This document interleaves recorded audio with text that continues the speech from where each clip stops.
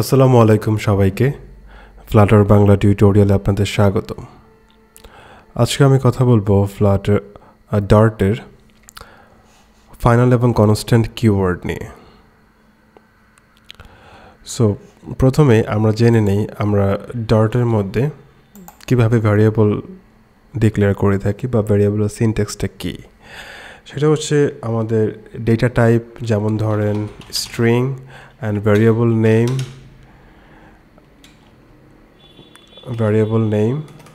string,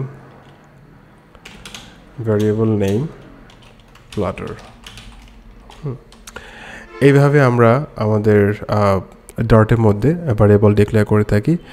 data type দেই, তারপরে দেই ভ্যারিয়েবল নেম, তারপরে ভ্যালিউ। সো এখন এইখানে মাঝে মাঝে আমরা দেখা যায় যে আমাদের ডেটা টাইপটা আমরা দেই না, বা যদি ধরেন আমরা এমন কিছু চাই যে ধরেন আমরা স্পেসিফিক কোনো ডেটা টাইপ দেব না, হ্যাঁ, তো সেই ক্ষেত্রে আমরা কি ব্যবহার করতে পারি? সেক্ষেত্রে আমরা ব্যবহার করতে পারি var। হ্যাঁ, এটা যদি আমি প্রিন্ট দেই তাহলে দেখেন আমাদের এটা কিন্তু আউটপুটে দেখাচ্ছে ফ্লাটার। হ্যাঁ, তার মানে কি এই varটা মানে আমাদের এই ভ্যারিয়েবলটা কিন্তু মানে স্ট্রিং ডেটা কন্টেন করে। হ্যাঁ, তো সেহেতু এই varটা কিন্তু আমাদের স্ট্রিংকে পয়েন্ট করে। তার মানে আমরা যখন কোনো স্পেসিফিক ডেটা টাইপ দেব না তখন আমরা var ইউজ করতে পারি। এবং ধরেন এখানে আমরা ডাইনামিকও ব্যবহার করতে পারি। var এবং ডাইনামিক কিন্তু সেম, ঠিক আছে। আর যখন আমরা কোনো ভ্যারিয়েবলের ভ্যালুটা ফিক্সড রাখবো, মানে এটা আমরা কোনো চেঞ্জ করব না, সেক্ষেত্রে আমরা কনস্ট্যান্ট এবং ফাইনাল ব্যবহার করতে পারি।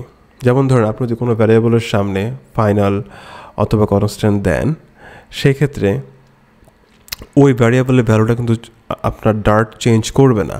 আমি একটা এক্সাম্পল দিই। যেমন ধরেন এখানে আমি ডাইনামিক দিলাম, এবার এখানে আমি আবার দিলাম নেমের মধ্যে দিলাম টিউটোরিয়াল। এবার যদি আমি রান দেই তাহলে দেখেন এখানে কি দেখায়।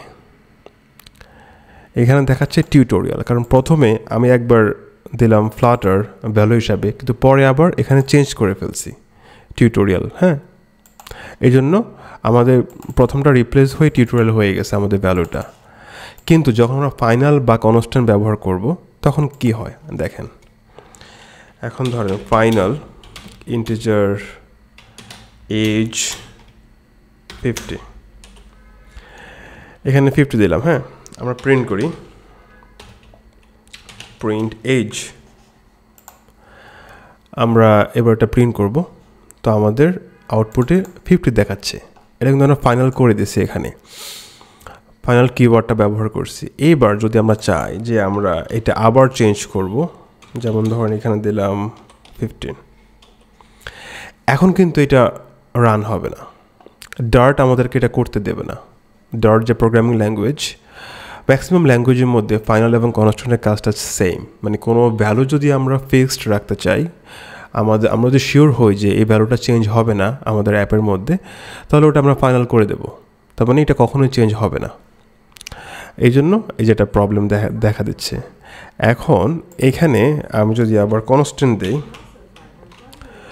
কনস্ট বা কনস্ট্যান্ট, হ্যাঁ সেম।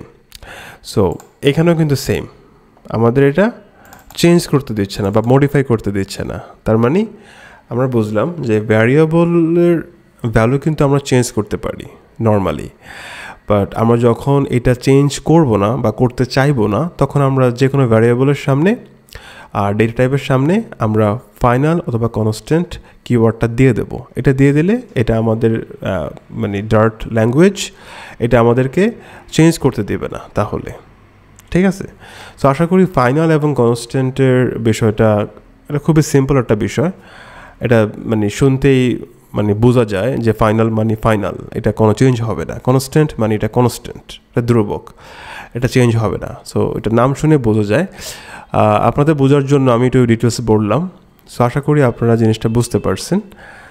আর আমার ভিডিওতে আপনাদের কমেন্ট করে আপনাদের মতামত জানাবেন অবশ্যই কেমন লাগতেছে ভিডিওগুলো, এবং আমার চ্যানেলটি সাবস্ক্রাইব করবেন এবং পাশে থাকা বেল আইকনটি বাজিয়ে দেবেন। আজকের জন্য আল্লাহ হাফেজ সবাইকে।